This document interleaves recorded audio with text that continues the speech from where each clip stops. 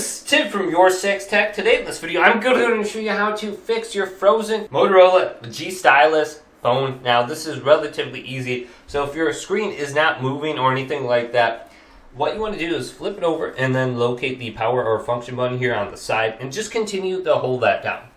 So if we hold this down right now, after about 10 to 15 seconds, our phone will completely turn off. So just continue to hold it down. You might get the little voice thing pop up on the bottom of the screen. Just continue to hold it down until you see this screen right here, and then you can let go. And that just means our phone is restarting, and this will force restart it. Then it will just start up like normal, and it will say like the Hello Moto thing. And your phone should be completely unstuck now.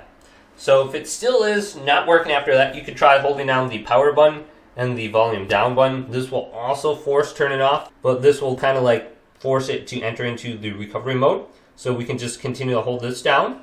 So the power button and the volume down key, just keep holding this down until you see the little Android guy on the screen. Then you want to use the volume down key to go to just power off. So let's go to power off and just turn off our phone. And then we can just turn it on like normal after that. So let's hold down the power button or the function button, and our phone is starting up. So hopefully this video did indeed help you out. If it did, leave it a big thumbs up and subscribe to my channel down below for more tech up videos coming up next on YourSixTech.